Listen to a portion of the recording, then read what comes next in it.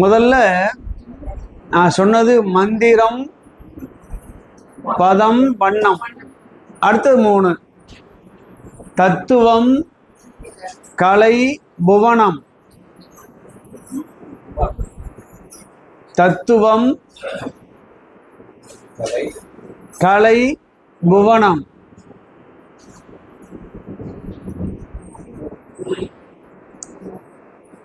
முதல்ல இறைவன் நாதத்தை படைக்கிறான், அதான் மந்திரம். ஒளியை படைக்கிறான், அது பதமாக வண்ணமாக மாறுகிறது. மந்திரம் பதம் வண்ணமாக மாறி எல்லா உலகங்களிலும் நாதத்தை தருகிறது. அண்டத்துல ஓங்காரமாய் இருக்கிறது, பிண்டத்திலையும் ஓங்காரமாய் இருக்கிறது. பிண்டத்துல ஓங்காரமா இருந்தாதான் நம்ம வாக்கு வரும், நம்முடைய சொல்லு வரும். அண்டத்திலையும் அது ஓங்காரமா இருக்கிறான்னு, பஞ்சபூதத்துல ஓங்காரமா இருக்கிறான்னு எல்லாத்துக்கும் தெரியாது. எல்லா இடங்களிலும் ஓங்காரமா இருக்கிறான், அண்டத்திலையும் இருக்கிறான், பிண்டத்திலையும் இருக்கிறான். அதை சொல்வதற்கு பிண்டத்துல எப்படி இருக்கிறான்னு பாத்தீங்கன்னா, கருவாய் இருக்கின்ற போது சாமியே சொல்றார், கருவுற்ற நாள் முதலாய் உண்பாதம் காண்பதற்கு உருகிற்று என் உள்ளமும். மனத்தோடு அந்த குழந்தை அங்க உள்ள வயிற்றுல இருக்கின்ற போது ஓங்கார வடிவிலே இருக்கும். ஓவை எழுதுனா படுக்க போட்டா எப்படி இருக்குமோ அப்படி இருக்கும். அது ஓம் வடிவம் தான் கருவுல. உங்களுக்கு புரியுற மாதிரி சொல்லிடுறேன். உடம்பு சரியில்லைன்னா நீங்க படிப்பீங்க பாருங்க, கீழே 2 முட்டியும் மேல வச்சுட்டு கையை வச்சுட்டு படிப்பீங்க. அது என்ன பார்த்தா ஓங்காரத்தினுடைய பாதி ஓங்காரம் தான். இன்னொன்னு சொன்னா அதை விட பிரியம், காது ஓங்காரம்.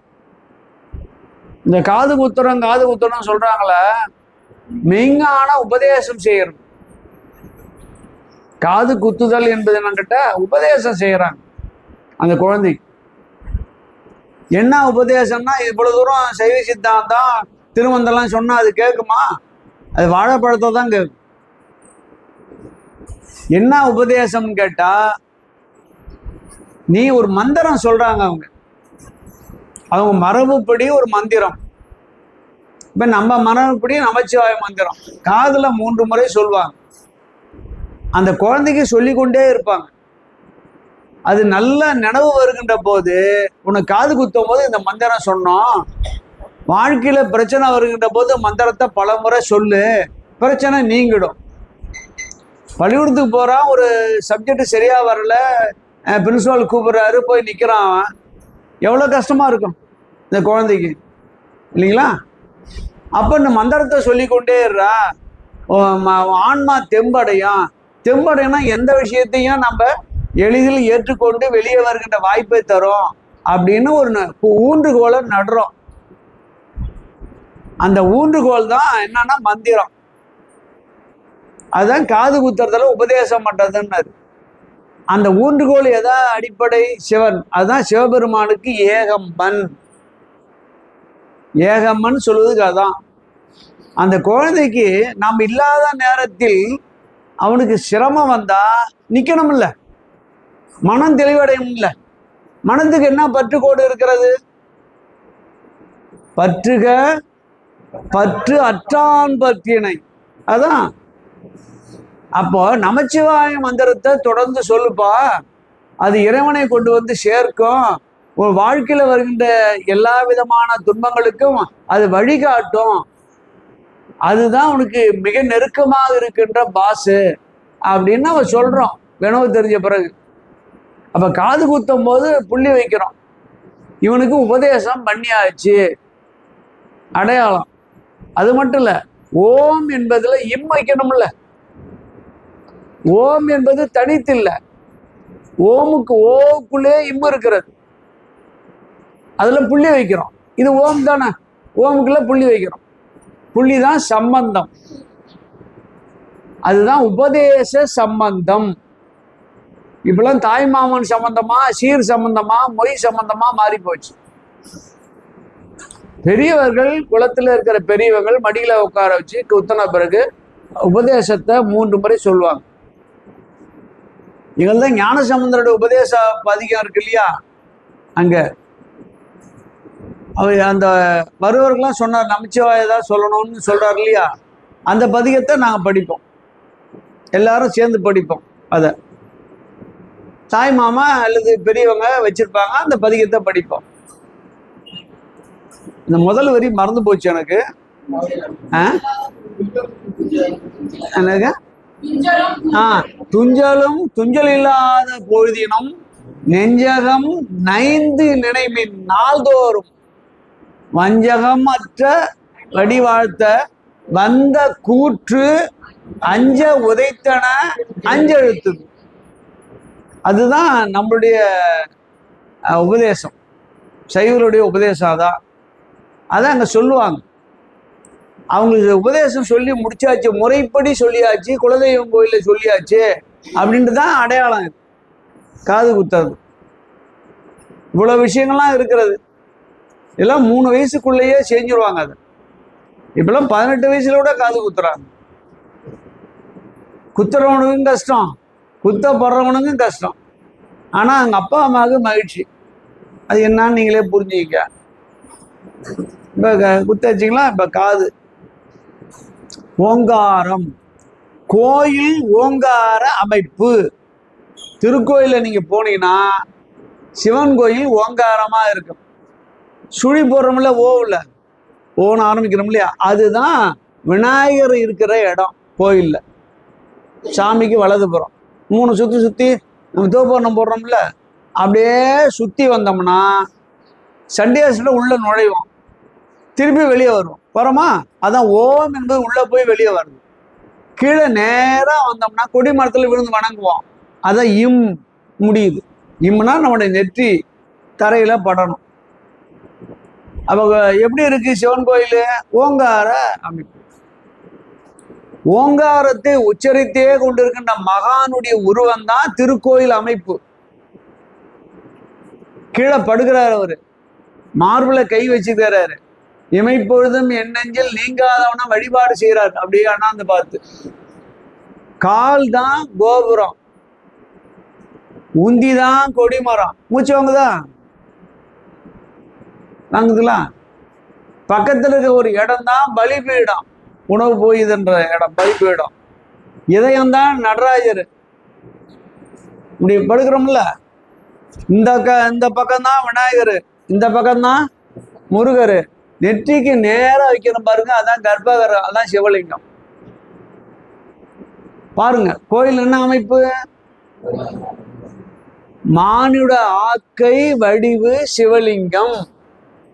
திருக்கோயிலாம் அப்படித்தான், சிவலிங்கமா தான். ஒரு இடத்துல உட்காந்து சாதாரண சுகாசனம் போட்டு கையில அந்த நெஞ்சில பெருமான் இருப்பதாக பாவித்து கொண்டு நின்னா உங்க நிழல் சிவலிங்கமா இருக்கு. மானுடர் ஆக்கை, இந்த உடம்பு சிவலிங்கம். அப்ப ஓங்காரம் எவ்வளவு பெரிய விஷயம் பாருங்க. அதான் மந்திரம் பதம் வண்ணமாக வந்து நம்மோடு ஏந்து நின்று நமக்கு வாக்கை தருகிறது. 4 வகை வாக்கு. அது பேசுறது தூள வாக்கு.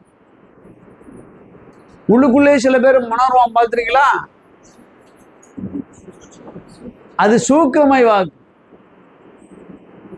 இது வரைக்கும் வர வெளியில போவாது. இப்ப ஒரு வகை முடிச்சுட்டோம். இப்ப பிரபஞ்சம் படைக்கிறார் இந்த உலகத்தை.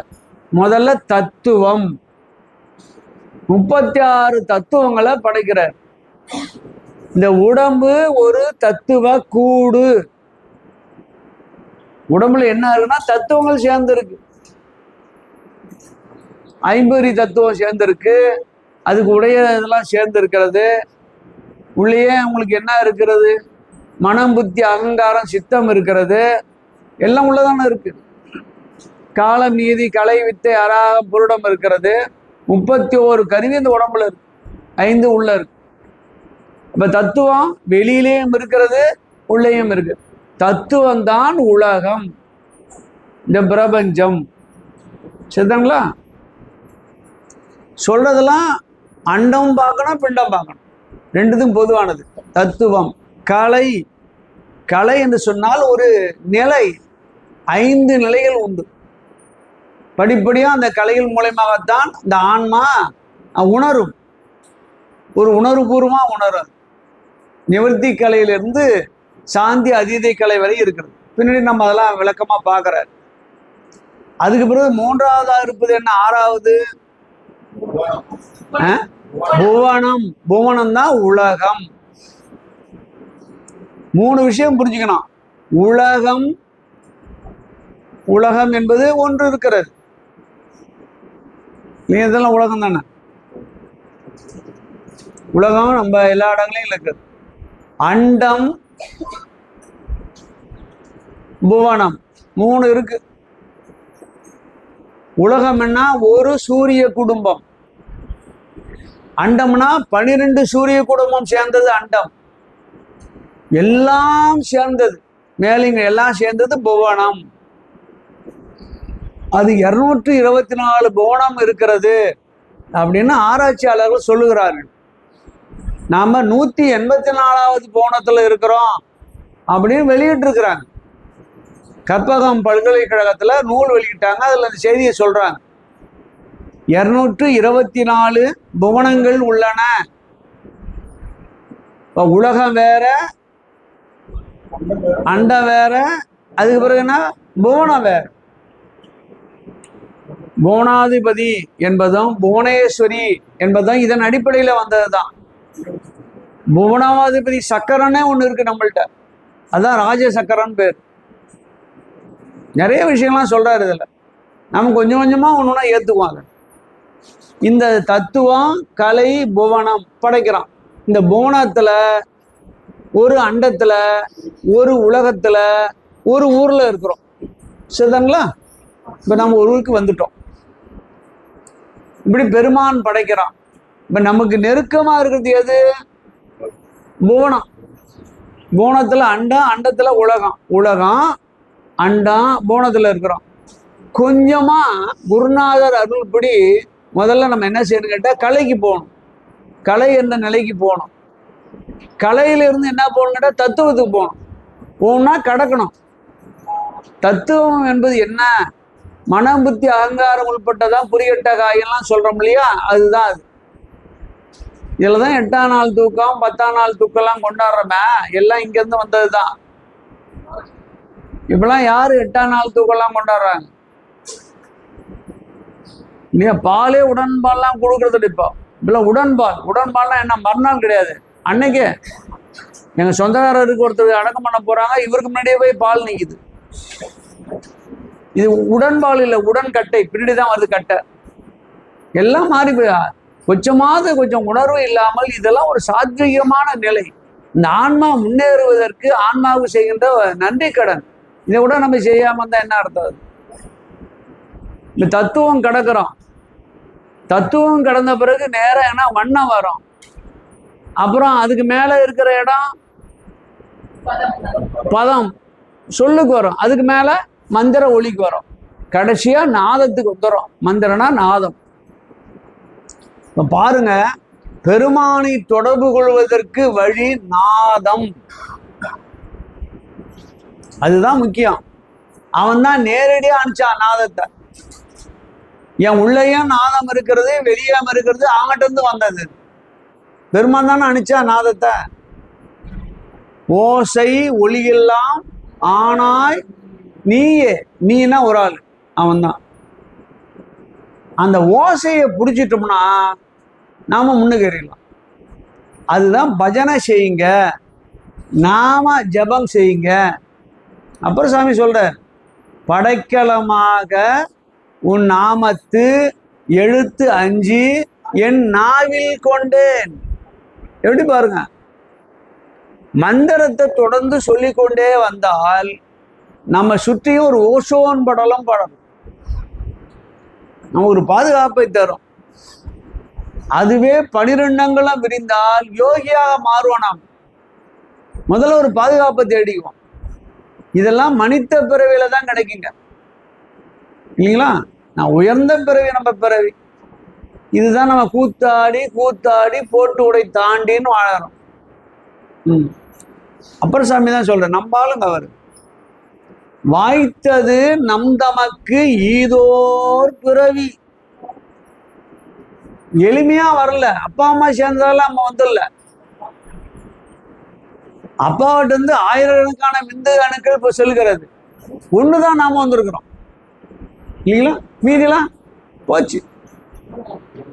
கருணையோடு வந்திருக்கிறோம், பெருமான அருளோடு தான் நம்ம இந்த உலகத்துக்கு வந்திருக்கிறோம். வாய்த்தது நம் தமக்கு ஈதோர் பிறவி. என்ன செய்யணும்ன்றார்?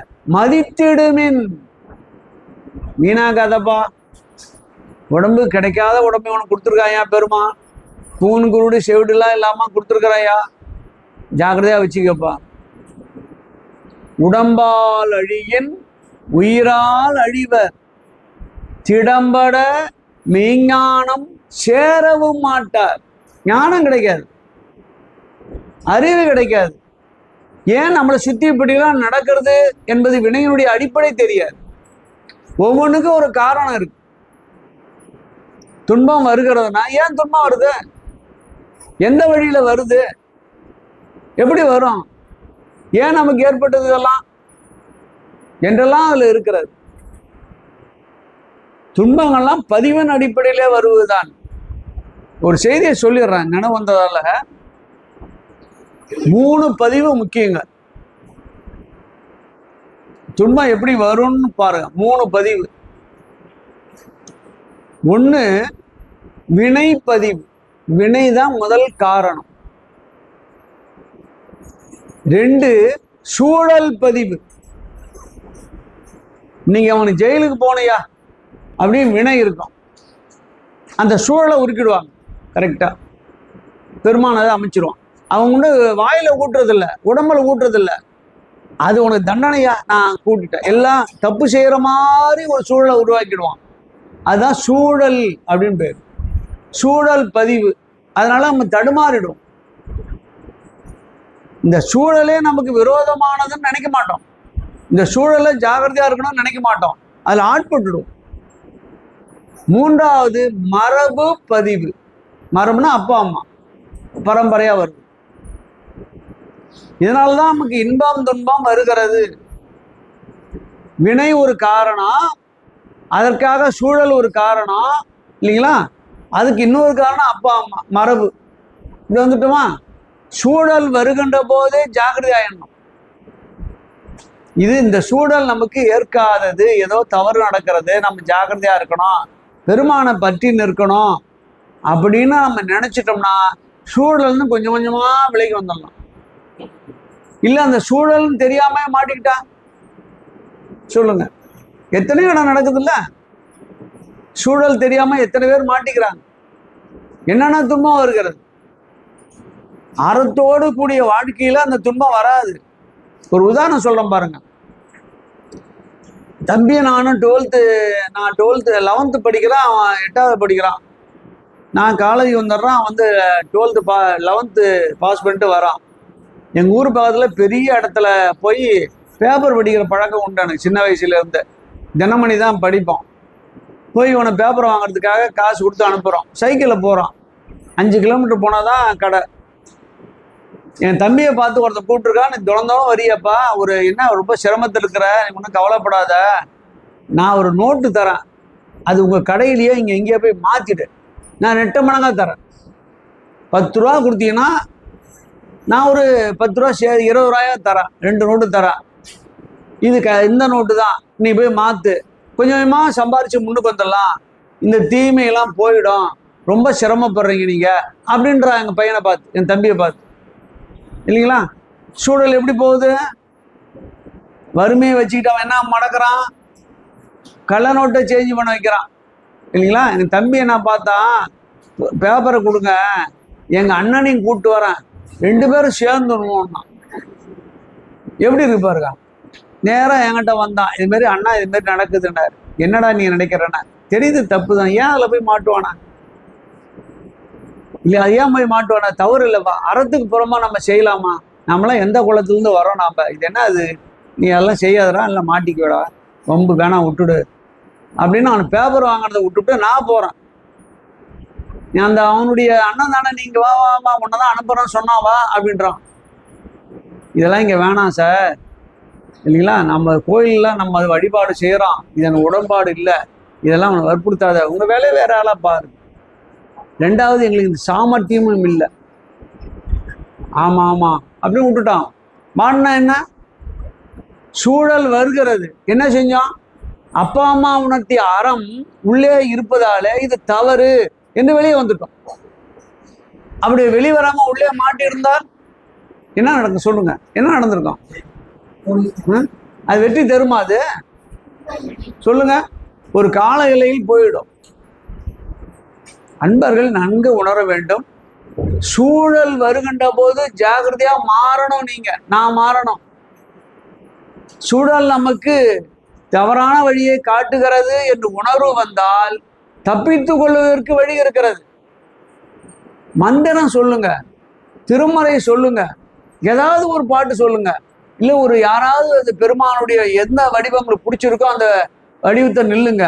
அக வழிபாட்டில் பெருமானை உள்ளே இருப்பதை காலையில் ஸ்தாபனம் பண்ணுறோம், இரவு வரைக்கும் இருப்பார் நம்ம கூட அவர், அது நினைங்க, தப்பிச்சுக்கலாம். எனவே என்ன 3 பதிவு? வினைப்பதிவு, சூழல் பதிவு, மரபு பதிவு. என்னுடைய உருவம், என்னுடைய நிழல், என்னுடைய செயல், என்னுடைய பாடி லாங்குவேஜ் எல்லாம் அப்பா அம்மா தந்தது இல்லைங்களா? அந்த வழியில் தான் நம்ம வந்திருக்கிறோம். அதனால எவ்வளவு நல்லது நடந்திருக்கு, கேடும் நடந்திருக்கு. அன்பர்கள் நன்கு உணர வேண்டும். அந்த அந்த நாதம்தான் இந்த தப்பிக்கிறதுக்கு ஒரே வழி. வினையிலிருந்து, சூழலிலே இருந்து, மரபிலே வருகின்ற கேட்டிலே இருந்து தப்பித்து கொள்வதற்கு ஒரு வழி ஒன்று இருக்கிறது. என்ன வழின்னு கேட்டா நாத ஜபம். அதுதானே உத்திராட்சம் கொடுத்தான். உத்திராட்சம் கழுத்துல போட்டுருக்க மட்டுமா? இல்லைங்க, ஜபமாலை இது. பெருமானுடைய மூல மந்திரத்தை தொடர்ந்து சொல்ல வேண்டும் என்பதற்காக அளிக்கப்பட்டது. விபூதி, உத்திராட்சம், 5 எழுத்து. என்ன உத்திராட்சமும் திருநீரும் வெளியில உடம்புக்கு, 5 எழுத்து ஆன்மாவுக்கு. வாய்த்தது நம் தமக்கு ஈதோர் பிறவி மதித்திடுமே, இதான் மதிக்கிறது. அன்பர்களே, சூழல் வரும். ஞானம் இல்லாமல் விட்டால், அஞ்ஞானம் மிகுந்திருந்தால் சூழலில் மாட்டிக்கொள்வீர்கள், துன்பங்கள் வரும். முதல்ல சூழல்னு அறிகிற அறிவு வேணாமா? இல்லைங்களா? கொஞ்சம் கொஞ்சமா வரும். அந்த அறிவை தான் அந்த எல்லா இலக்கியங்களும் நமக்கு ஊட்டுகின்றன. இப்ப பாருங்க, அந்த நாதத்தை பிடித்து கொண்டால் எங்கிருந்து முதல்ல இறங்கினா கீழே பெருமான்? நாதம். அதே நாதத்தை பிடித்து கொண்டால் பெருமானோடு சேரும். நாதம் தான் நம்ம பெருமானோடு சேர்க்கும். ஜபம் தான் பெருமானோடு சேர்க்கும். அதுதான் நமக்கு முக்கியமானது. எனவே நீங்க ஒரு பாடலை மனப்பாடம் பண்ணணும், தொடர்ந்து பதியங்களை படிக்கணும். உத்திராட்சத்தை முதல்ல நீங்க ஜபம் பண்ணணும். அதை கொண்டு 108 முறையோ எல்லாது உங்களுக்கு விருப்பமான முறைகளையோ நீங்க அந்த ஒரே மந்திரத்தை தொடர்ந்து தொடர்ந்து சொல்லணும். இதை முக்கியத்துவங்கிறது தான் நம்ம தீட்சைன்னு வச்சாங்க. தீட்சைன்னு வச்சாங்க. சில பேர் தீட்சை வாங்கினவங்களாம் இருக்கிறாங்க. ஒருத்தர் கேட்டார், சார் தீட்சையை நடுவில் விட்டுட்டேன், இப்போ திருப்பி யார்கிட்ட வாங்கலான்னு கேட்குறாரு. நீ யார்கிட்ட வேணாலும் விட்டுடுவாப்பா, அடுத்த ஜென்மத்தில் பார்த்துக்கலான்ட்டார். வேற என்ன செய்யறது சொல்லுங்க பார்ப்போம். எனவேதான் இதில் சொல்ற 6 விரிந்தனன். இப்ப அந்த பெருமான் எங்கே வருகிறான்னு கேட்டா நாதமாய் என்னிடத்தில் வருகிறான். உதாரணம் சொல்லட்டுங்களா? மெய்யே உன்னடிகள் கண்டிட்டு வீடு விட்டேன். அதுக்கு முதல்ல வரி, உய்ய என் உள்ளத்துள் ஓங்காரமாய் நின்ற மெய்யா. யார் அவன்? மெய்யா, மெய்த்தன்மை உடையவன். எங்க இருக்கிறான்? ஓங்காரமாய். எங்க? உள்ளத்துள். அப்ப ஏன் என்ன இருக்கு? எனவே அந்த மெய்யனை பிடிச்சிட்டா போதாதா? பிடிச்சிட்டா அவன் நேராக கொண்டு போய் சேர்த்துட மாட்டானா? அங்கேருந்து ஒரு கயிறு தொங்குது சார், அதுதான் 5 கரத்தடை. யானை துதிக்கை தொங்குது.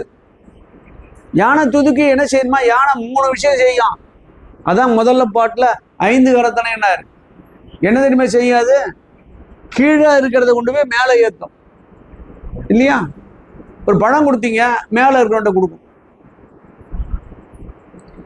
இப்போ கீழே இருக்கிற பொருளை, கீழ்நிலையில் இருக்கிற பொருளை உயர்த்தும். எங்க கொண்டு சேர்க்கும்?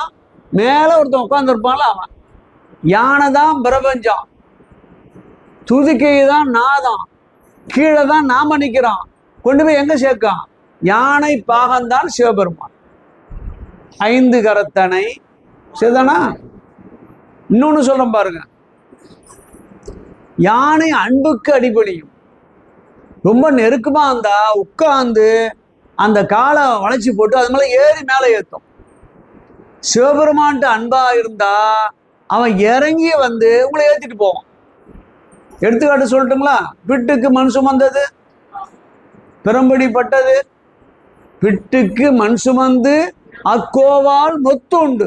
வேணுமா சார் அந்த ஆளுக்கு? நாமளாம் தான் இறங்குவோமா சொல்லுங்க? கவுன்சிலர் பதவியிலேருந்து இறங்க மாட்டேன்றான் சார். இது எங்க அந்த பதவியிலேருந்து எப்படி இறங்குறது முடியுமா சொல்லுங்க பாப்போம். அன்புக்கு அடிபணிவான். எத்தனை பேருக்கு பாருங்க, உண்மையா வழிபாடு செஞ்சாரு, ஒன்று மேல் கொண்டு வச்சுட்டான். சண்டீஸ்வரர் வழிபாடு செஞ்சார், பக்கத்திலே வச்சுக்கிட்டான். நினைச்சு பாருங்க. எனவே அன்போடு நெக்கு காதலாகி கசிந்து கண்ணீர் மல்கி அப்புறம் ஓதுவார் தமை. என்ன ஓதுதல்? கடைசி வரி நாதன் நாமம் நமச்சிவாயதான்.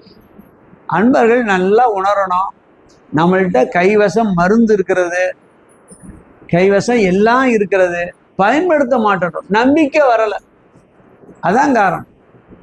அடியார் பெருமக்கள்லாம் நம்பிக்கையை ஊட்டினார்கள். எனவே நாதத்தை பிடிச்சா 2 சொல்லிட்டோன்னா, ஒன்று கீழே அந்த பொருளை மேலே ஏற்றம், அன்புக்கு அடிபணிந்து உயருது. இன்னொன்று இருக்கு, அதை தெரிஞ்சுக்கணும். நீங்க மனசுல வச்சுக்கிட்டே இருக்க நீங்க செய்யற தப்ப, வாகனம் இருந்தாலும் சரிதான், பணிவிடைக்காரனா இருந்தாலும் செய்யா, மனசுல ஏத்திக்கிட்டே இருக்கான் அந்த யானை. ஒரு கால எல்லையில் தூக்கி மெரிச்சிடும். சரிதாங்களா? நம்ம சிவபெருமான் தான் பெரிய அளவுல இருக்கிறான். அவன் மனசுல வச்சுக்கிட்டே இருப்பான். யாருடைய கணக்க? நம்ம கணக்க. ஒரு கால எல்லையில திருந்தவே திருந்தாதுன்னு நினைச்சு கவுத்துருவான். இது எங்க நிற்கும்? அப்புறம் பெருமானே கவுத்த பிறகு ஏதோ நடக்குமா? சூரனுடைய கதையெல்லாம் அப்படிதான் நடந்தது. சரிதாங்களா? எனவே அன்பர்கள் நாத ஜபம் செய்தால் அவன் அங்கிருந்து இறங்குறான், இங்கிருந்து மேலே போனா நாதம் மாட்டுது, அவன் கூட போயிடலாம். ஒரு இடத்துல சொல்றாரு பாருங்க, எனக்கு உயிர் போன இடம் அது. நமன் வரின், நமன் என்கிட்ட வந்துட்டானா, திருமூல சொல்றாரு, நமன் வரின் ஞானவால் கொண்டு எரிவன். ஞானம்னா இதுதான் நாதம். ஞானவால் கொண்டு எரிவன். சிவன் வரின் அடுத்த வரி என்ன செய்வ? உடன் அவனோடு ஏகுவேன். சிவன் வந்துட்டான்னா அவன் என்னை கூவணும்னு அவசியம் இல்லை, நானே அவன் கூட போயிடும். சிவன் கூவணும் தேவையில்லையா? நான் தகுதியா இருக்கிறேன், உன் கூட வந்துட்டு நீ அழைச்சி போ, உன் கூட பின்னாடி போயிடுவான். யானுனை தொடர்ந்து சிக்கனை பிடித்தேன் எங்கு எழுந்தருளுவாய். நான் பிடிச்சிட்டா நீ மாட்டும் போயிட்டாரு, நானும் பின்னாடியே வர வேண்டியதான் அப்படின்றார் அவர். எனவே அன்பர்கள் வினையை கண்டு துன்பத்தை கண்டு பயப்படவே வேண்டாம். ஆறாக விரிந்திருக்கிறான். நாதத்தை பிடித்து கொண்டால் மண்ணில் நல்ல வண்ணம் வாழலாம். அதான் மந்திரம் தான். சரிங்களா? கற்றுணை பூட்டியோர் கடலில் பாய்ச்சினும் நல் துணையாவது. சில துணை நல் துணை இருக்காது இல்லைங்களா? துணை நல் துணை இருக்காது, இது நல் துணை என்ற. அன்பர்களை எல்லாம் நன்கு உணர வேண்டும். இது வெறும் பாட்டுக்கு பொருளாக ஒரு திருமந்திர வகுப்பாக நீங்க எண்ணக்கூடாது. இது மெய் உணர்வை உணர வேண்டும், வாழ்க்கைக்கு வழிகாட்டுது. அதான் 6 விரிந்தனன் 7 உம்பர் சென்றனன் 7 உலகங்களை கடந்தவன். யாரு? சிவபெருமான். 7 என்பதற்கு 2 அர்த்தம் உண்டு. 7ன்னு ஒரு பட்டியல் போடுறாங்க. 7 உலகம் சொல்றாங்க. 7ன்னா கணக்கற்றதுன்னு அர்த்தம்.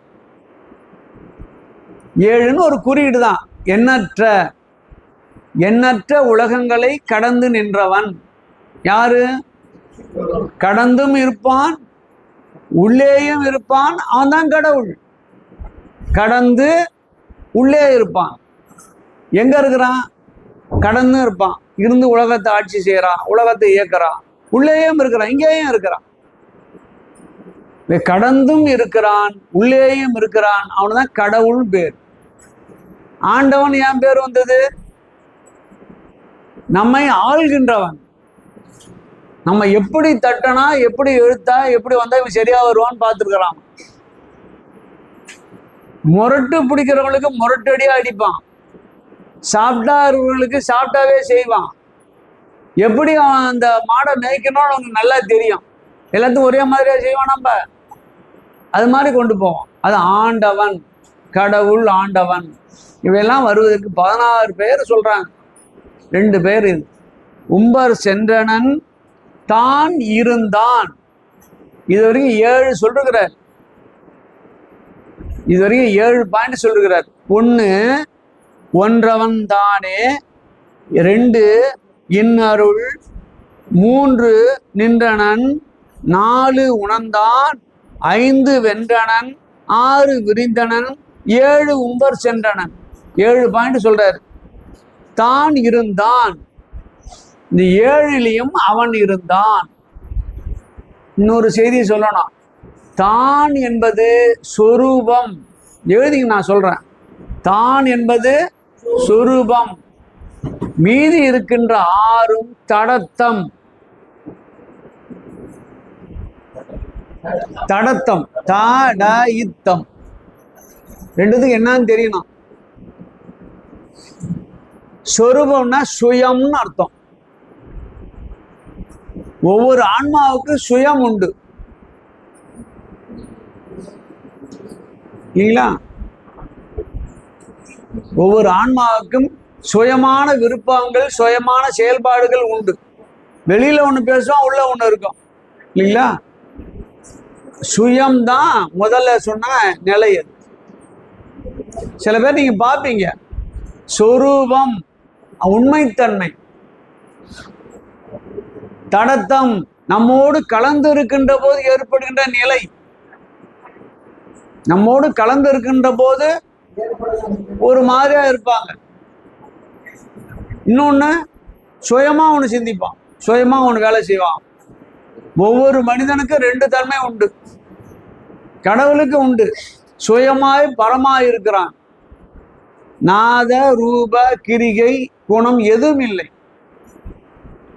கீழே இறங்கி வருகின்ற போது, இறங்குனா நம்மளை உயர்த்துவதற்காக சற்றே இறங்குகிறான். எல்லாத்தையும் எல்லா மாதிரியும் பாடம் நடத்த முடியுமா? இந்த திருமந்திரத்தை எல்கேஜியில் செய்ய முடியுமா? முடியுமா? உயர்ந்த நிலையில இருக்கிறவர்களுக்கு, கொஞ்சம் மனம் பக்குவப்பட்ட அன்பர்களுக்கு கொஞ்சம் கொஞ்சமா சொன்னா புரிஞ்சுக்குவாங்க. அது மாதிரி தராதாரம் பிரிக்கிறான். இறங்கி கீழே இறங்கி வரான். நான் சில கீழே இறங்கி சில கதைகளை சொல்றேன் இல்லைங்களா?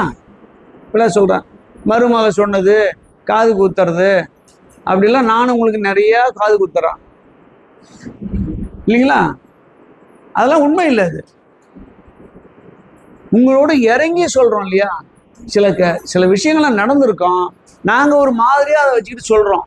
சொல்றதுக்கு காரணம்னா நீங்க மனசுல பதியணும், பதிஞ்சிருக்கணும்.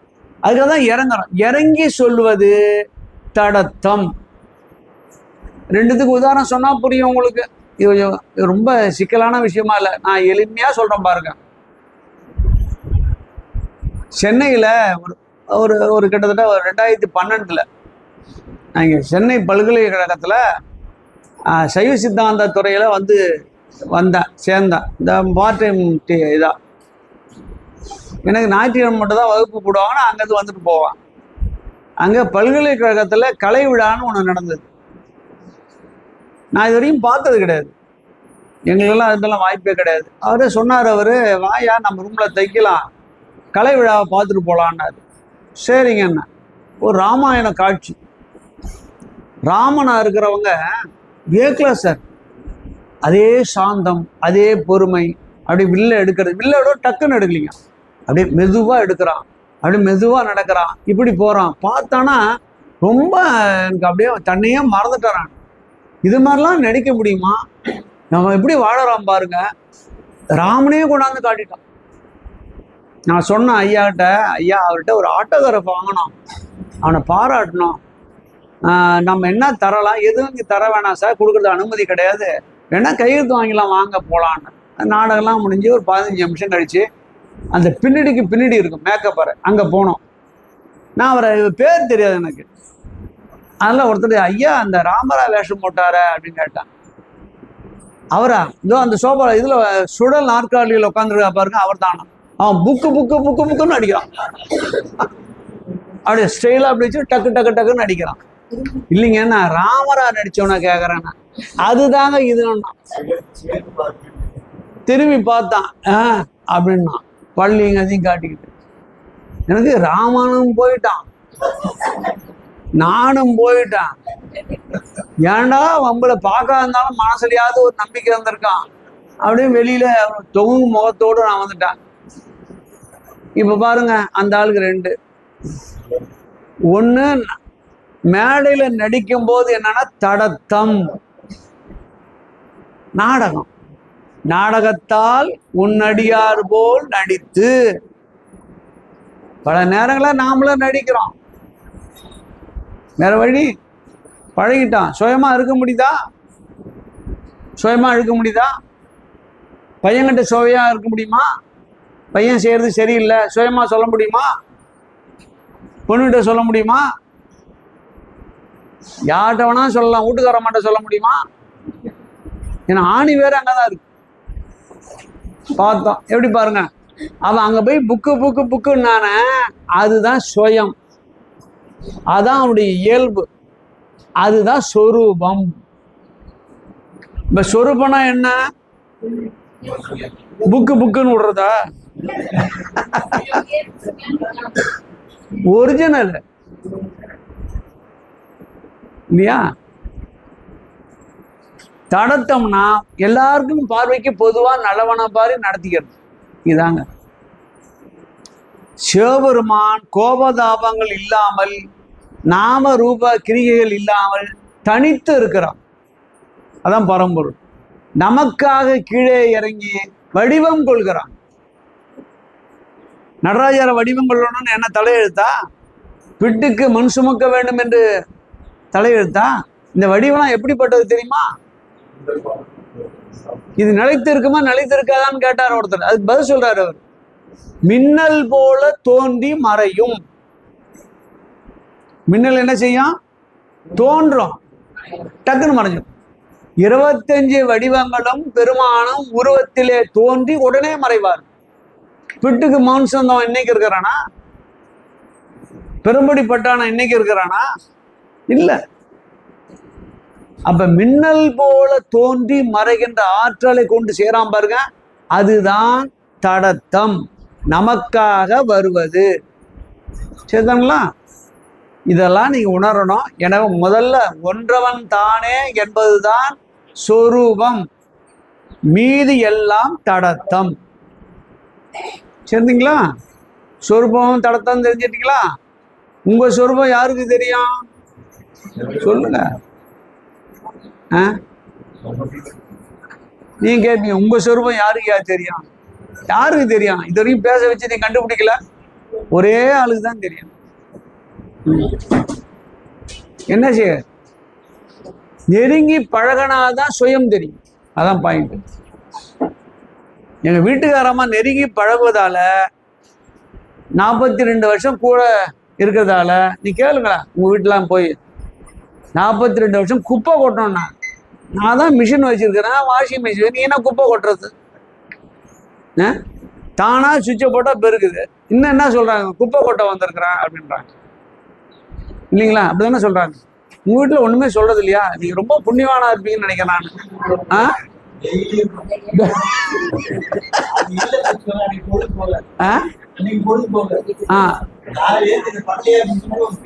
கேள்வி வரும். ஓ, அது அவங்களுடைய தடத்தம், அது அவங்களுடைய சொரூபம். எப்படிலாம் பாருங்க. என்னங்க, கீழே இருக்கலாம் கொதிச்சு போறாங்க. அல்ல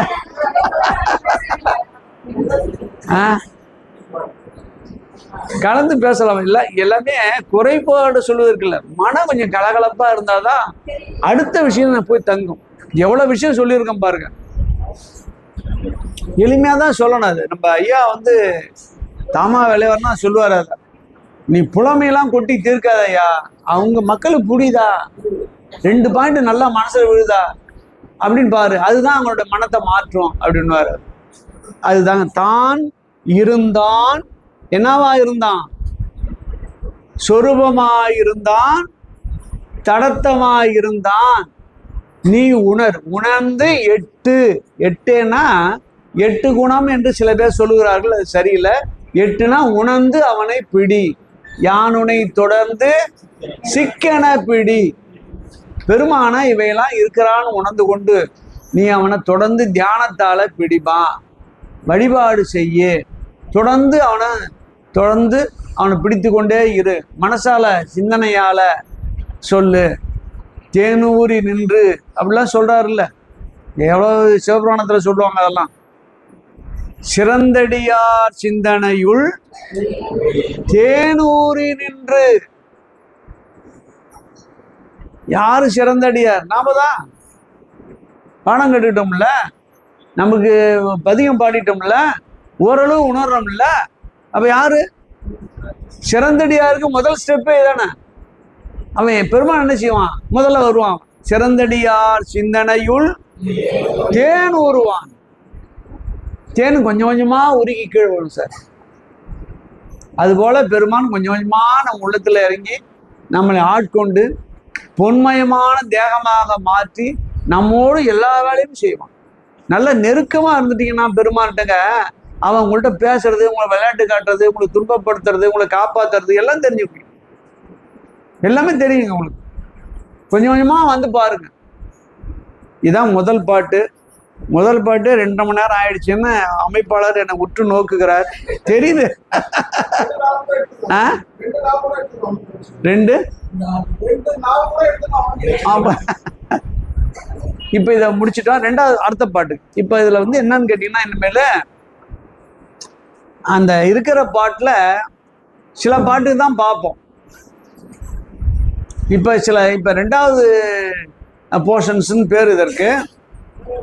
முதல்ல 2 ஆண்டுக்கு ஒரு பாதி சொல்லுவோம், அதெல்லாம் முக்கியமான பாட்டை சொல்லுவோம்.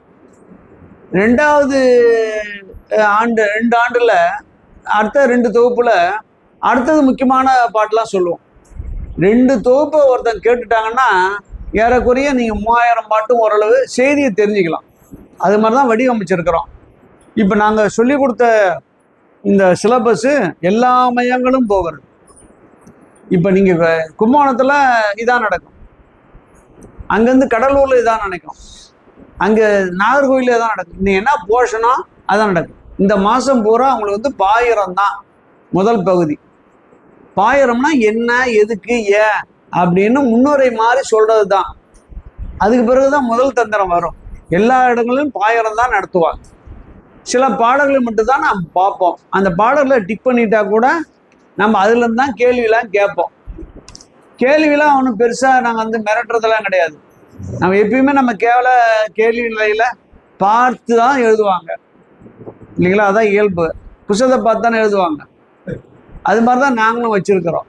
இப்ப அடுத்த பாட்டுக்கு அடுத்த பாட்டு. இது ஏன் திருமுறையில சேர்த்தாங்க? திருமுறை என்பது போற்றி பரவுதல். அது காரணம் அந்த பாட்டு. ஒக்க நின்றானை, ஒக்கனா உடனாய்.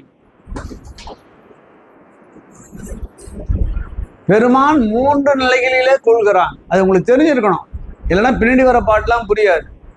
ஒன்றாயிருப்பான், வேறாயிருப்பான். இது 2ம் தெரியும். ஒன்றாய் என் கூட இருக்கிறான், உய்ய என் உள்ளத்தில் ஓங்காரமாய் நிற்கிறான், ஒன்றாய் இருக்கிறான். வேறா இருக்கிறான், வேற இருந்தால் புத்தி புகட்டுறோம் இல்லைங்களா, செய்கிறது தப்பு அப்படின்னு பிறர் மூலயமாக நமக்கு ஆலோசனை வழங்குறான், தண்டனை வழங்குகிறான், இன்ப துன்பத்தை வழங்குறான். வேற இருப்பது தெரியுது, தலையில் அடிச்சுக்கிறோம் இல்லையா, என்னவோ பண்ணோம் பெருமான் இப்படி பண்ணிட்டாங்க அப்படின்னு நினைக்கிறோம்ல, அதுதான் வேறாய். உடனாய் என்பது, உடனாய் தான் முதன்மையானது. ஒரு எளிமையான விளக்கம் சொல்ல பாருங்க. செல்போன்ல பேட்டரி இருக்குல்ல, பேட்டரியை எடுத்துட்டா செல்போன் என்ன ஆகும்?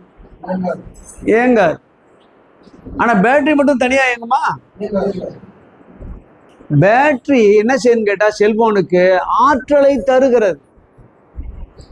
பெருமான் பேட்டரி போல என் உள்ளத்தை உடனாயிருந்து என்னுடைய இயக்குகிறான். இயக்குனா இயங்க வைக்கிறான். பெருமான் இயங்க வைக்கிறான் நம்ம.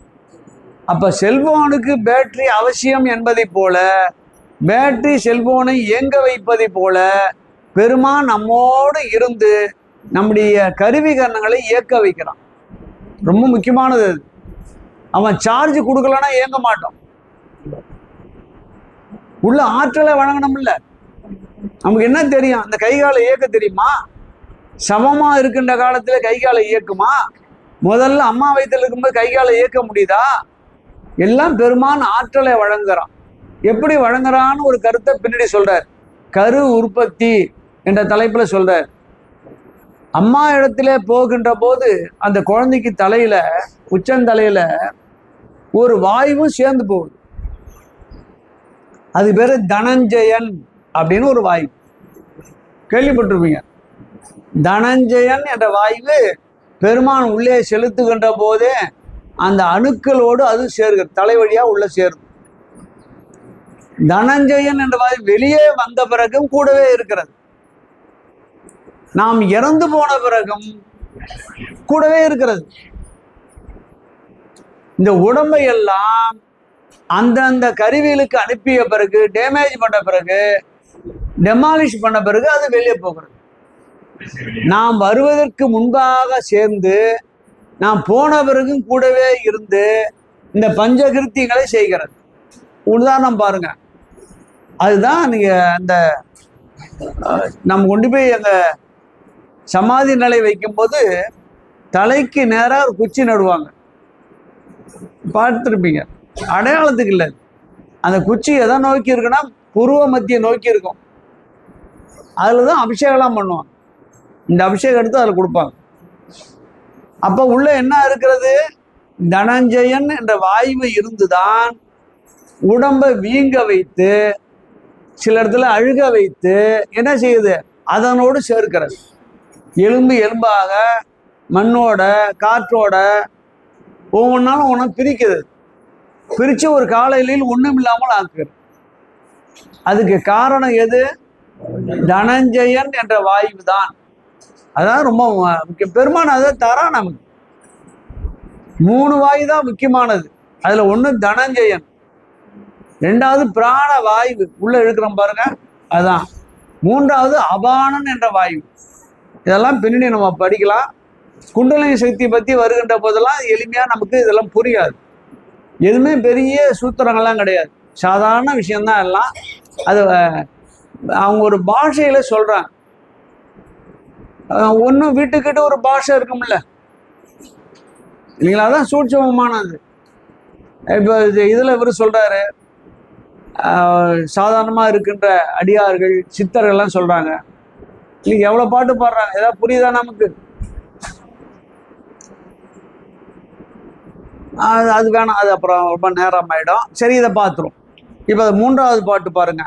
ஒக்க நின்றானி, ஒக்கனா உடனாய், எல்லா இடத்திலேயும் எல்லா உயிர்களிடத்திலேயும் உடனாய் இருக்கிறான். உடனாய் இருந்தாதான் அந்த இது செயல்படும். ரொம்ப முக்கியம் அது. பெருமான் உடனாய் இருக்கிறான்.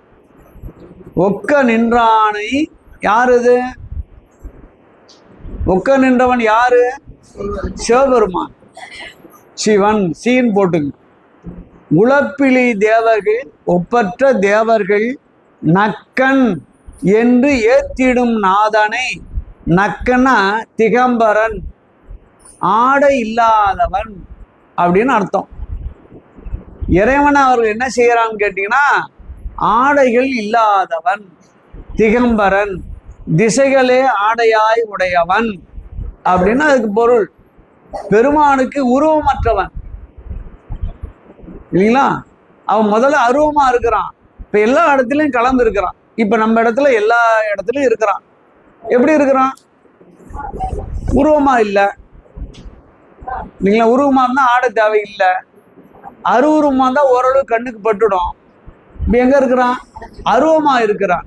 அருவமா இருக்கிறவன் திகம்பரன், ஆடைகள் இல்லாதவன் என்று ஏத்திடும் நாதனை நாள்தோறும் பக்கம் நின்றார் அறியா பரமனை. தினந்தோறும் பக்கத்திலே இருந்தவங்க 2 பேரு, அவனை அறியல. அருகிலே இருப்பவர்கள் கூட அறிய முடியாது. தேவர்கள் நாளும் தொழுகிறார்கள், அறிஞ்சானா?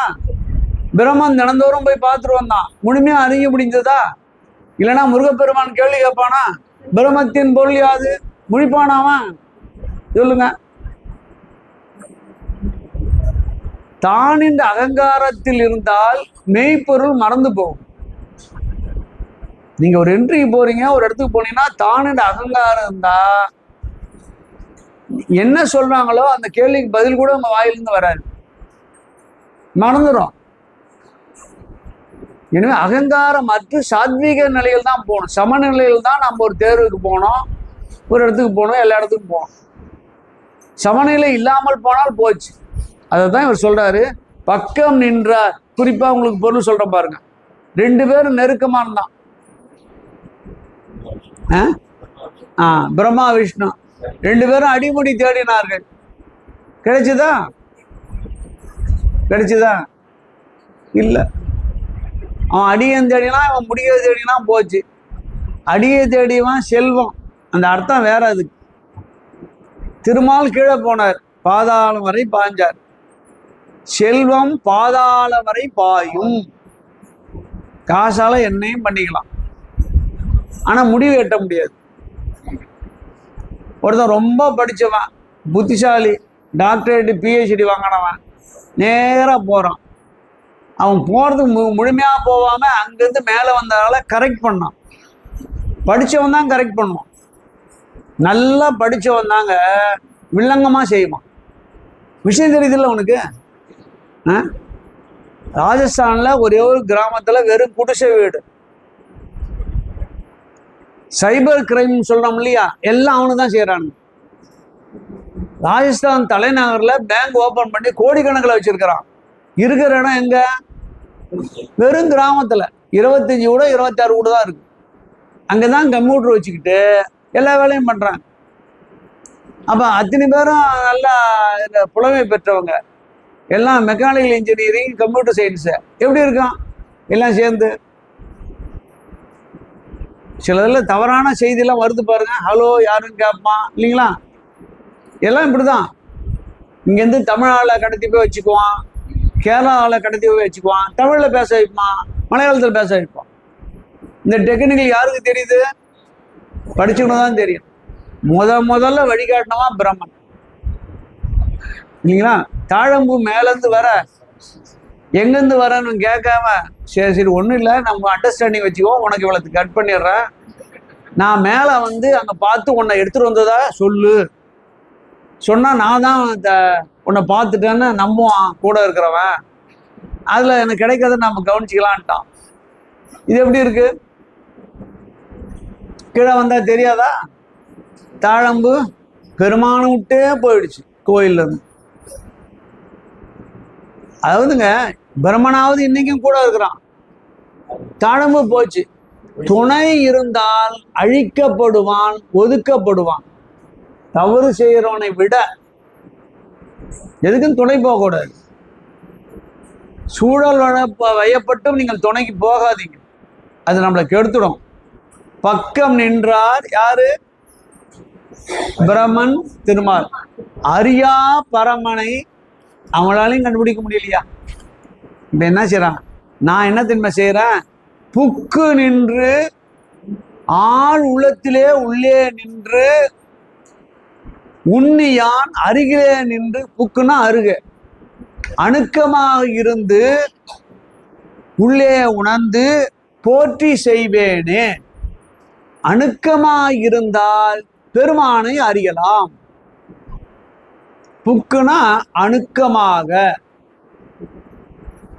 பெருமானோடு மனதில் அணுக்கமாக நீங்கள் செயல்பட்டால் ஒரு கால எல்லையில் நீங்க அவனை பார்க்கலாம். எத்தனை பேருக்கு காட்சியை கொடுத்துருக்கிறான் முருகப்பெருமான், சிவபெருமான் எல்லாரும் இல்லைங்களா? தொடர்ந்து வழிபாடு செஞ்சுட்டே வந்தா அந்த பிட்டுக்கு மண் சுமந்தவ அந்த பிட்டுக்காரி ஒரு நாள் காட்டான்ல, அவனுக்கு தானே முதல்ல கிடைச்சது. அதுக்குதான் மணிவாசர்கிட்ட வந்தாரு அவரு.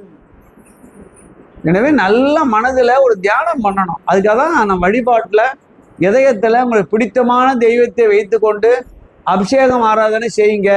கொஞ்சம் கொஞ்சமா பரிட்சம் ஆயிடுவான், உங்களோட அவன் கலந்துருவான். நீங்க அவன் நினைவாவே இருப்பீங்க. உள்ளுக்குள்ள ஒரு ஆள் இருக்கிறான்னு உங்களுக்கு உணர்வு வந்துடும்.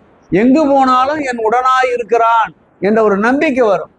அதனாலே நம்ம சில சடங்குகளை, சில சங்கடங்களை நீக்கி கொள்ளலாம். அதுதான் இந்த பாட்டு. அடுத்த பாட்டுங்க, எல்லாத்துக்கும் தெரிஞ்ச பாட்டு தான். 5வது பாட்டு. சிவனோடு ஒக்கும் தெய்வம் தேடினம் இல்லை. பாருங்க, அவனுக்கு சமமான ஆள் யாராவது உலகத்தில் உண்டா? தேடி பார்த்தாலும் கிடைப்பாங்களா? அதுதான் முதலே சொன்னோம். என்னென்ன உதாரணங்கள் சொன்னோம் பாருங்க. நெற்றிக்கண்ணு, விரிசடை, உமையொரு பாகம், கண்டம் எல்லாம் சொன்னோம். தேடினம் இல்லை. தேடி பார்த்துட்டு தான் சொல்றாங்க, தேடினம் இல்லை. அடுத்த வரி தான் முக்கியமான. அவனோடு ஒப்பார் இங்கு யாவரும் இல்லை. எங்கு எங்கு எங்கெங்கெல்லாம் அந்த புஸ்தகம் படிக்கிறோமோ, திருவனந்தபுரம் படிக்கிறோமோ அங்கெல்லாம். இவன் தமிழகத்துல சென்னையில ஒரு ஆள் இருந்தார், எல்லாருக்கும் தெரியும், யாகவா முனிவர் பேர். இந்த நேரத்தில் இந்த உலகம் அழியும் அப்படின்னார். ஒரு டைம் சொன்னார், உலகம் அழியும். அந்த நேரத்தில் அவர் போய் சேர்ந்துட்டார். இப்ப இது என்ன செய்யறது? 2 பேர் சன் டிவில அடிச்சுட்டாங்க பாருங்க, அதுல ஒரு ஆளு. இப்ப என்ன, நான் நிலையானவன் நினைப்பீங்க, என்ன ஆகும்? என்னை யாருன்னு நினைச்சீங்க அப்படிலாம் கேட்பான் சில பேர். என்னுடைய பின்னணி முன்னணி தெரியுமான்னு கேட்பான். அதெல்லாம் எவ்வளவு காலம்? ஒரு ரைடு வந்தாவே பின்னணியும் போச்சு, முன்னணியும் போச்சு இல்லைங்களா? என்ன இருக்கு? யார் காப்பாத்துவா சொல்லுங்க? நெருங்கிய நண்பர்கிட்ட போய் தொகை கேட்டோம்னா என்ன ஆகும்? ஒன்றும் பயப்பட வேணாங்க. இது ஒரு உதாரணம் சொல்றேன் பாருங்க, நீ வாழ்க்கையில மறக்க முடியாத உதாரணம். இந்த 2 வகுப்பு 3 வகுப்பு இப்படிதான் போகும். ஏன்னா நல்ல இதாக முதல்ல மனத்துக்கு தைரியம் தள்ளணும். இந்த உலகம் என்பதெல்லாம் சாதாரணமான விஷயம். உங்களுக்கு தெரிஞ்ச மாதிரி ஒரு விஷயத்த சொல்லிடுறேன். இப்ப பாருங்களேன், எல்லாத்துலேயும் கர்ச்சிப்பு இருக்கும், இருக்கா? ஏன் கொஞ்சம் அழுக்கா இருக்கு, அவ்வளவுதான். இது எத்தனை மூளை இருக்கு? 4. உங்க வாழ்க்கையில் முடிவுகளும் 4 தான். நல்லா மனசுல வச்சுங்க. எந்த செயல் எடுத்தாலும் 4லே தான் ஒன்று கிடைக்கும். இப்ப நான் ஒரு நினைச்சுக்கிறேன் பாருங்களேன், எனக்கு 1 லட்சம் ரூபாய் தேவை. நாம அமைப்பாளர் இடத்துல கேட்கறேன். 2 மாசம் தான் வந்து வகுப்புக்கு சும்மா ஒரு கேட்கறேன். அவர்கிட்டையும் இல்லை, என்கிட்டையும் இல்லை. அவர் கேட்டா கொடுக்குற ஆளும் கிடையாது. முதல்ல நான் பார்த்துட்டு அவர இல்லைங்களா? சரிதானுங்களா? என்னங்க காமெடி? ஏன் கோச்சிக்கிட்டீங்களா? யாரு கோச்சிக்கிட்டாங்களா அவங்க? ஐயோ அப்படிலாம் இல்லை, சும்மா வேடிக்கையா சொல்றதா. இப்பெல்லாம் சிரிக்கிறாங்க. ஒரு மன மகிழ்ச்சியாக இருந்தால் அடுத்த செட்டு போய் உள்ள விடுவாங்க. நான் யாரையும் கிண்டல்லாம் பண்றது இல்லை. நான் ரொம்ப அப்பாவியா வீட்டுல இருப்பையா வந்து பாத்தீங்கன்னா இவரான்னுவீங்க. எங்க வீட்லயே சொல்லுவாங்க, இதெல்லாம் அங்க வச்சுக்கணும். என்ன சொல்றாருங்க? என்ன அனுபவம் சொன்னா நான் தான் உங்களோட அனுபவம் அதிகம். ஏதாவது சொன்னோம்னா இதெல்லாம் அங்க வச்சுக்கணும். அவங்க எங்க எங்க? இங்கதான் இந்த மாதிரி இடம் போறோம்ல, அங்க வச்சுக்கன்னு வாங்க. எவ்வளவு அளந்திருக்காங்க பாருங்க. சரியான ஆளுங்க எல்லாம். நாம தான் புத்தி கெட்டு போய் புத்தி உள்ள போறி சரி அது வேணாம், அது இழுத்தா எங்கெங்கேயோ போடு. என்ன சொல்ல வந்தேன் நான்? 1,00,000 ரூபாய். நீங்க ரொம்ப கெட்டியம்மா. நீங்க அந்த பணத்தை கெட்டியா பிடிச்சிடாங்க பாருங்க அவங்க. 1,00,000 ரூபாய் கேட்க போறான். என்ன சொல்லுவாரு? 4ல் 1 சொல்லுவாரு. என்ன சொல்லுவாருன்னா, ஐயா உங்களுக்கு இல்லாததான் என்ன பெரிய விஷயம், 1,50,000 லட்சமா தரேன்னு.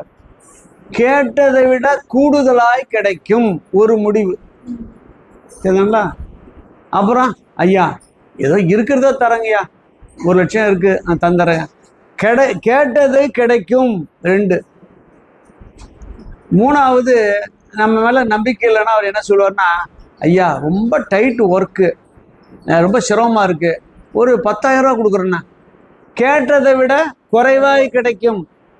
4வது உங்களுக்கு தான் தெரியும். நீங்க எல்லாம் நம்ம கூடயே வந்துட்டீங்க. சகோதரிகள், குழந்தை, மகள்லாம் நம்ம கூடயே வந்துட்டீங்க. இப்போ 4வது என்ன, ஆளை பார்த்தோன்னே ஜென்மத்துக்கு ரிட்டையர் ஆயிட்டாரு, இவர்கிட்டலாம் வசூல் பண்ண முடியாது, இவர் 12 மாசம் ஒரு 2 வருஷம் தான் வருவாரு, யார் போய் இவரை பிடிக்கிறது? இல்லை முதல்ல நம்ம அறுத்து கட்டிட்டோம்னா பிரச்சனை இல்லை. ஐயா நான்லாம் அந்த மாதிரி வசதி இல்லையா, நானே 4 பேர்த்துட்டு வாங்கி தாங்க சாப்பிட்றேன், என்கிட்ட இல்லைங்கன்னு. எத்தனை முடிவு? கேட்டதை விட கூடுதலாய் கிடைக்கும், கேட்டதே கிடைக்கும், கேட்டதை விட குறைவாய் கிடைக்கும். சரிதானா? 3 + 1 கிடைக்காது. சரிதாங்களா? வேற என்ன இருக்கும்? நீ நினைச்சு பாருங்களா, நினைச்சு பாருங்க. எங்க பொண்ணு கல்யாணத்துக்கு நிக்குது, பேச்சுக்கு தான். அது நினைச்ச மாதிரி மாப்பிள்ளை கிடைக்கும், நினைச்சதை விட உயர்ந்ததா கிடைக்கும், இல்லையா நினைச்சதை விட குறைவா கிடைக்கும், படிப்பு இல்லாம குறைவா இருக்கும். இன்னொன்னு நினைச்சதே கிடைக்காது, எதுவும் கிடைக்காது. இப்ப என்ன செய்யறது? 3 + இருக்கு சார். நீங்க எந்த செயல் செய்தாலும் 3 நன்மை உண்டு. இந்த 3 என்பது ரொம்ப முக்கியமானது. பஞ்சபூதங்கள் 3 முறை உங்களை காப்பாற்றும். தண்ணியில குதிச்சிட்டீங்களா, நீச்சல் தெரியல, 3 முறை தூக்கிடும். நெருப்புல மாட்டிட்டா 3 முறை காப்பாற்றிடும். பஞ்சபூதங்கள் 3 முறை உங்களை காப்பாற்றும். உடம்புல இருக்கு குண்டலை சேர்த்து 3 முறை சுழண்டு இருக்கும். 1 தான் நமக்கு மைனஸ். அதை போக்குறதுக்கு என்ன வழி? அதை முதல்ல பாருங்க. பெருமானுடைய திருவருள் தேவை. பெருமானுடைய திருவருள் நம்மோடு இருந்தால், வழிபாடு போன்றல செய்து கொண்டே இருந்தால், பெருமானோட அந்த திருவருள் இருந்தா இதை 3ல் 1 மாத்திடும். 3ல் 1 மாறினாலும் சந்தோஷம் தானே. இல்லை என்பதை விட இருக்கு, கூடுதலா இருக்கு, குறைவா இருக்கு, பரவாயில்லையே. இதுதாங்க வாழ்க்கை. இதுக்கு ஏன் நம்ம ரொம்ப கஷ்டப்படுவான, ரொம்ப இதுக்காக நம்ம ஒவ்வொரு இடமா ஏறி இறங்கி சில பிரித்தி செய்வான, மன உளைச்சல் படுவான, ஏன் தூக்கம் இல்லாம தவிப்பான? என்ன வந்துடுது? உங்களுடைய முடிவே இப்ப உங்க கையிலே இருக்கு. ஏன் நம்ம பயப்படணும்? நமக்கு என்ன கலக்கம்? பெருமான் உடனா இருக்கிறான். ஒரு மைனஸ் நடக்காம பார்த்துக்கணும் வேண்டுவோம். 3ல் ஏதாவது கொடுப்பா, இல்லைன்னு கிடைக்கூடாது. நான் நியாயமா வேண்டேன், தீர்ந்து போச்சு. என்ன இருக்குங்க அதில்? எங்க பசங்கள்லாம் இப்படிதான் சொல்லி சொல்லி கொண்டு போய் ஒரு யூனிவர்சிட்டியில கிடைக்குமா இல்லையான்னு பயந்துட்டே கிடப்பான். பயந்து பயந்து அழுவ ஆரம்பிச்சிடும் எல்லாம். பெண் குழந்தைலாம் இருக்கான், பையன் அப்படிதான் இருக்கான் பாப்பான். அவன் கேட்டான் பாருங்க, இன்ஜினியரிங் காலேஜில் போய் சேர்த்துட்டு வரும்போது கிடைக்கல அவனுக்கு முதல்ல ஃபர்ஸ்ட் ரவுண்டில். சார் அப்பா அது பரவாயில்லப்பா கிடைக்கலாம், உன்ன மாதிரி சாதாரணமாக ஒரு வாத்தியாராக போட்டுவிட்டீங்கன்னா நான் எப்படியாவது பொழைச்சிக்குவேன்றான். எப்படி இருக்கு பாருங்க. அவனுடைய நோக்கம் அது. இன்னும் பயப்பட வேண்டாம், யாம் இருக்க பயம் ஏன். அதான் முருகப்பெருமான். முருகப்பெருமான் தாங்க ஓங்காரத்தில் உள்ளே இருப்பவன், வேற யாரும் இல்லை. ஓங்காரம் போட்டு உள்ள யார் வச்சிருக்கிறா? முருகப்பெருமான். அதான் ஞானம், கிரிகை, அது செயல்பாடு. உங்கள் செயல்பாடுகள் ஒரு மைனஸை 3 + 1 மாற்றும். சரிதானா? யாகாமுடி என்ன சொன்னாரு? தான் என்ற அகங்காரத்துல இந்த நேரத்துல உலகம் அழியினாரு, அவரே போயிட்டாரு. அப்ப பாருங்க இந்த 2வது வரி அது, அவனோடு ஒப்பார் இங்கு யாவரும் இல்லை, யாகா முனிவரும் இல்லை, பிற தெய்வங்களும் இல்லை. அதை வச்சுக்கணும். பிற தெய்வங்கள் உண்டா? இப்ப நான் ஒண்ணு சொல்றேன் பாருங்க அன்பர்களே, சிவபெருமான் அனைத்தையும் செய்வான். இதான் சாத்திரம், உணர்ந்தவர்கள் சொன்னது. பிற தெய்வங்கள் ஒன்றை ஒன்றை மட்டுமே செய்யும். பிரம்மன் காத்தலே மட்டும்தான் செய்வான். படைக்க முடியுமா? படைக்கிறது மட்டுமே செய்வான். காக்க முடியுமா? திருமால் காத்தல தான் செய்வான். படைக்க முடியுமா? சனியேஸ்வரன் ஏழு நாட்டு சனியா வந்து தொந்தரவு தான் படுத்துவான். அருள் புரிய முடியுமா? சொல்லுங்க. நவகிரகங்கள்லாம் அதோட பணியை செய்யுமே தவிர மாறி செய்யாது. அது மாறி செய்ய முடியாது. மாறி செஞ்சாலும் சீட்டு கழிஞ்சிடும் இல்லைங்களா? திருநள்ளாறு போறோம், போனா அவன் எங்க பையனை போய் வாங்கிட்டு வர சொல்லிட்டான். அது கருப்பு துணியெல்லாம் வச்சு வச்சு கொடுக்குறான். நான் நேரா உள்ள வாடான்னு சாமிகிட்ட போயிட்டோம், அருணேஸ்வரர்கிட்ட. அங்க ஐயர் உட்காந்துருக்கிறாரு, பரிதாபமா உட்காந்து சிவபெருமானே உட்காந்துருக்காருங்க. அர்ச்சனா நான் இங்க இல்லை அங்க போங்கன்னாரு. சனிதாசன போங்கன்றார். இல்லையா சாமிக்கு தாயா. சாமிக்கா? சாமிக்கா நீங்க அர்ச்சனை பண்ண வந்திருக்கீங்க?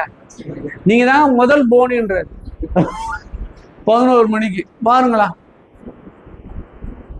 திவ்யமா தரிசனம் பண்ணுங்கயா. யாரும் வரதில்லை, எல்லாம் அங்கேயே ரவுண்டு கட்டி போயிடுறாங்க. எனக்கு 2 வாரமா இங்க டியூட்டி போட்டாங்க, நான் செய்த பாவங்க இங்க வந்து மாட்டிக்கிட்டான்றாரு. எப்படி இருப்பாருங்க?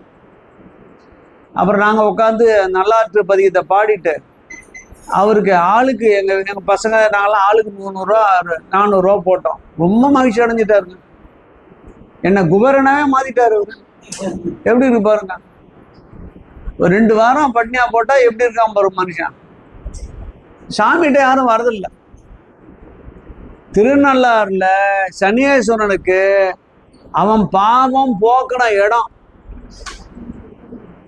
அவனுக்கு நல்லது நடந்த இடம். சரிதானா? யாரு நல்லது செஞ்சா? சிவபெருமான். நம்ம நல்லதை செஞ்சுட்ட போனோமா, நல்லது நடந்து வசதியார்கிட்ட போனோமா? என் துன்பத்தை யாரு போக்குவா? நான் எங்க வீட்டுக்காரன் மட்டும் அடிக்கடி சொல்லுவான், யாரை வேணாலும் கும்பிடு, சனீஸ்வரனை கும்பிடாத. கும்பிட்டா உன் நினைப்பு வந்துடும், உன் பேரோட எடுத்துருவான், நாளிலிருந்து பிடிச்சிக்குவான். நான் அப்படித்தானே? சும்மா கடவுள்கிட்ட போய் நின்று என்ன சகிக்குவான்னு கேட்டேன், என்ன நினைப்பான்? அன்பர்கள் அவங்க செயலை செய்ய வராங்க, அது மீறி அவங்களால செய்ய முடியாது. தெரிஞ்சுக்கலாம். இப்போ ஐயா ஜோசியர் தான் இவங்களாம் இருக்கிறாங்க. என் கருத்தை சொல்லிடுறேன். வண்டியில வேகமா நம்ம போகும்போது சில இடங்கள மலைப்பாதம் கொண்டை ஊசின்னு போட்டிருப்பான், பார்த்துட்டீங்களா? அபாயம் எச்சரிக்கைன்னு போடுவான். நம்ம ரிட்டர்ன் ஆயிடுறோமா? என்ன செய்யறோம்? கடந்தான் போறோம், மெதுவா போவோம், ஜாக்கிரதை, மெதுவா போவோம். சனீஸ்வரன் வந்துட்டானா இது அபாயம், ஜாக்கிரதையா போ, முடிவெடுக்கிறதுல ஒழுங்காரு இருக்கு இல்லையா? ராகு வந்துட்டானா கொண்டை ஊசி, டேர்னிங் அடிக்காது இல்லைங்களா? நீ ஜாக்கிரதையா போ, விழிப்பாரு. அதான விஷயம், வேற என்ன இருக்கிறது?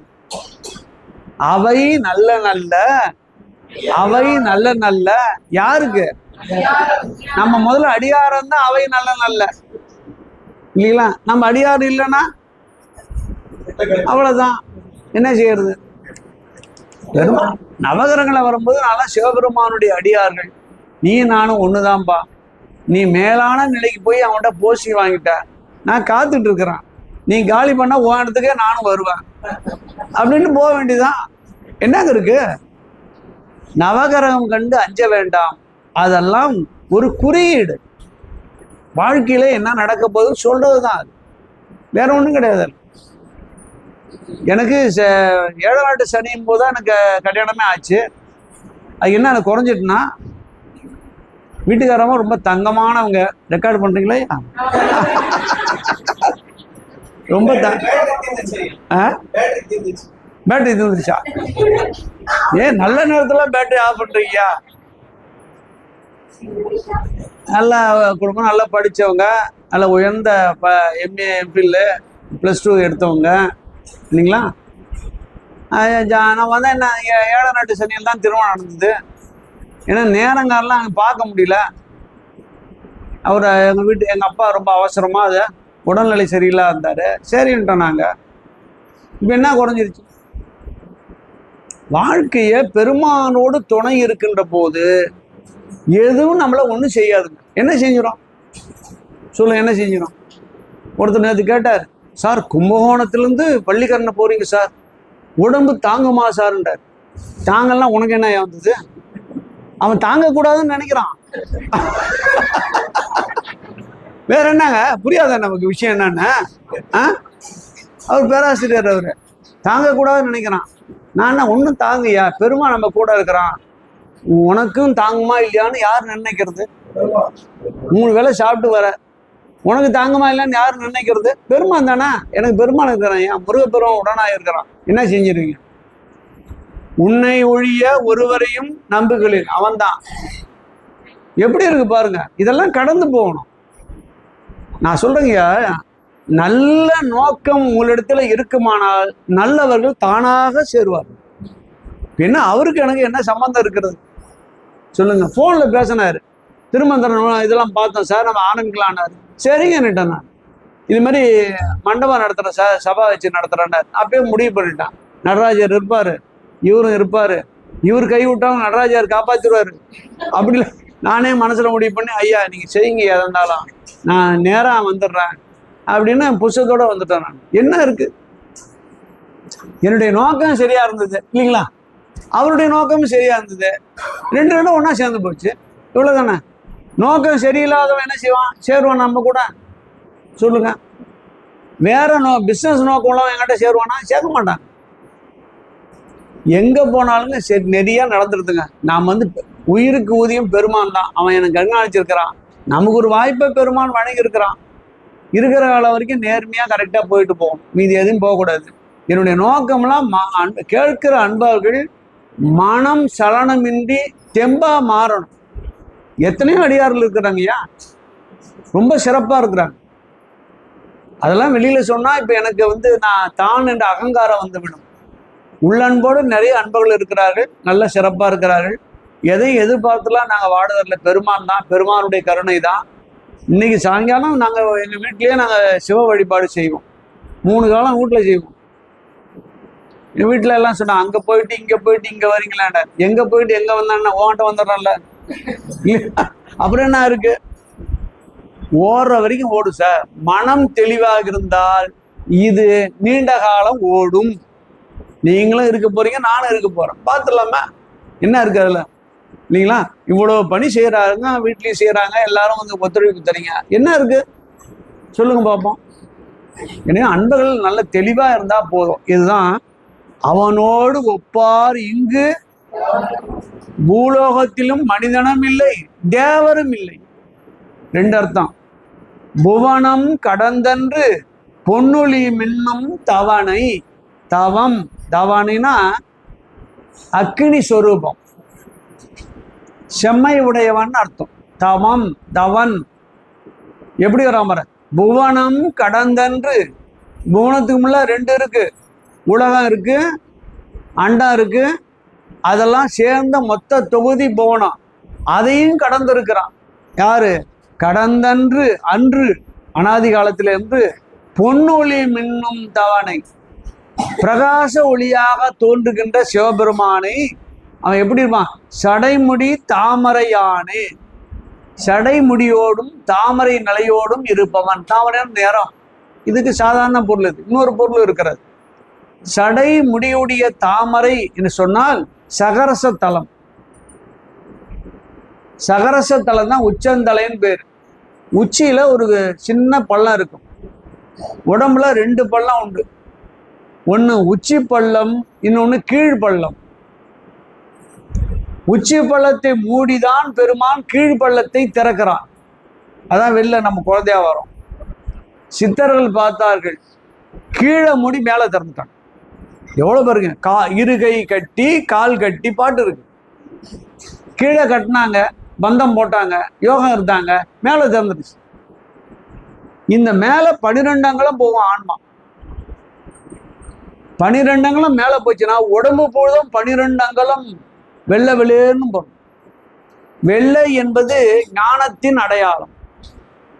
அதுதான் நம்ம சரஸ்வதிக்கு வெள்ளை ஆடை பூசுவது. சமணர்கள் அதான் வெள்ளை ஆடை எடுத்தாங்க. எல்லாம் புத்தர்லாம் வெள்ளை ஆடை கொள்வதற்கு அது ஒரு காரணம். அது வெள்ளை என்பது நிறம் ஞானத்தை குறிக்கும். எப்படி பாருங்க, எவ்வளவு சரியா கொண்டு வராங்க பாருங்க. ஏதாவது சிஸ்டம் சரியா இருக்கு பாருங்க. எனவேதான் மேல 12 அங்குலம் வரும். உடம்பு பூரா ஒரு ஓசோன் படம் மாதிரி வெள்ளை வெளியேன்னு சொல்றோம். அதுதான் சில படங்கள்ல, மகானுடைய படங்களை பார்த்தீங்கன்னா தலையில மட்டும் ஒளிவட்டம் போட்டிருப்பாங்க, உடம்பு பூரா போனார். 12 அங்குலத்தின் மேலே பெருமானும் பெருமாட்டியும் காட்சி தருவார்கள் மேல ஆகாயத்து. உதாரணம் சொல்லட்டுங்களா? அப்பர் சாமி அங்க ஐயாறுல என்ன சொல்றாரு? கண்டேன் யாதும் சுவடுபடாமல் ஐயார் அடைகின்ற போது.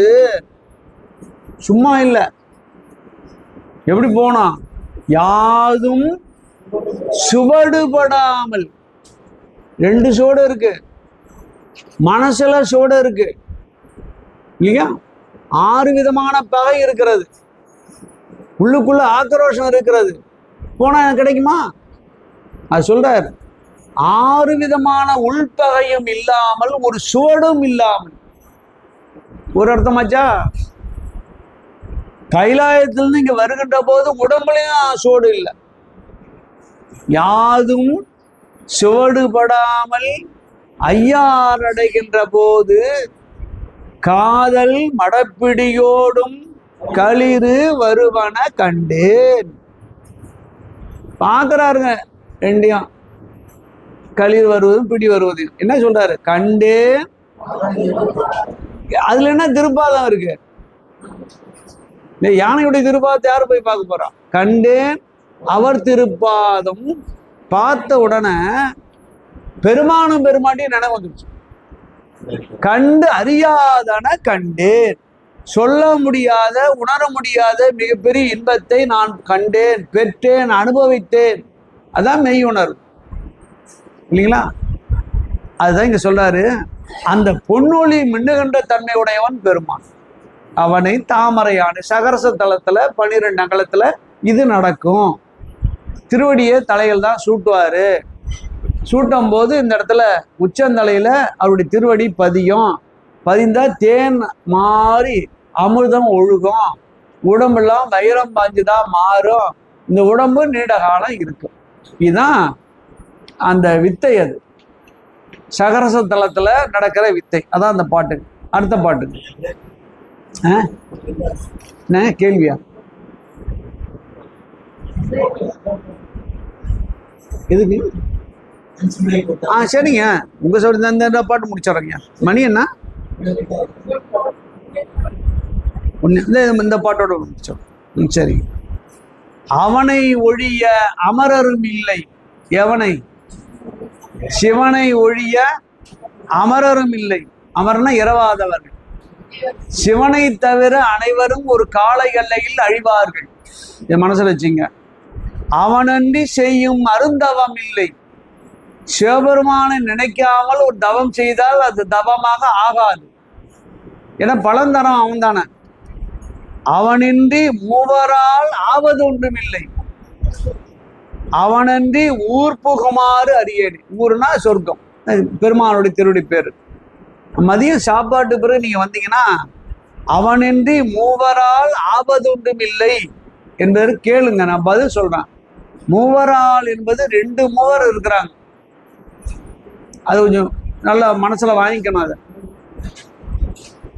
அந்த ஜீவன் முத்தர்கள் பெரியவர்களை செய்கின்ற வித்தை செய்கின்றவன் ஒருவன் பெருமானா இருக்கிறான். பெருமானே இருக்கிறான். மூவராய் அவனே இருக்கிறான். பிரம்மனா இருக்கிறான், திருமாலா இருக்கிறான், ருத்ரனா இருக்கிறான். சுத்தமாயில. ஆனா கீழே வருகின்ற போது, நம்மளுக்கு பிரகதி மாயில வருகின்ற போது, அசுத்த மாயில வருகின்ற போது அவன் 3 பேரை நாமினேட் பண்றான், சிறந்த ஆன்மாக்களை தேர்ந்தெடுத்து. யார் அவங்க 3 பேரும்? பிரம்மன், திருமால், ருத்திரன், 3 பேர். 3 பேரும் ஒரு தொழிலை தான் செய்வாங்க. இது படைத்தல் தான், இது காத்தல் தான், அது அழித்தல் தான், முடிஞ்சு போச்சா. ஆனா முதல்ல சொன்ன 3மே பெருமானே செய்வான். ஒருவனே படைப்பான், ஒருவனே காப்பான், ஒருவனே ஒடுக்குவான். இந்த 3 அங்க நடக்கும். 2த்துக்கு வித்தியாசம் புரியுதா? நம்ம கிட்ட இருக்கிற ஆளு அதை சொல்றார், அவனின்றி சிவமின்றி மூவரால் அசுத்தமாயா போனத்திலே இருக்கின்ற, நம்மிடத்திலே இருக்கின்ற, நமக்கு படைத்தலையும் காத்தலையும் ஒடுக்குதலையும் செய்கின்ற மூவரால் ஆவது ஒன்றுமில்லை, ஒன்றும் கிடையாது. அவன் அன்றி ஊர் புகுமாறு, ஊர் புகுனா முத்தி பேர், சிவபெருமானை போய் சென்றடைதல். ஊர் புகுமாறு அறியேனே ஒன்றும் இல்லை என்ற அளவில் ஐயா என்ற அளவில் காலை வகுப்பை நான் நிறைவு செய்கிறேன்.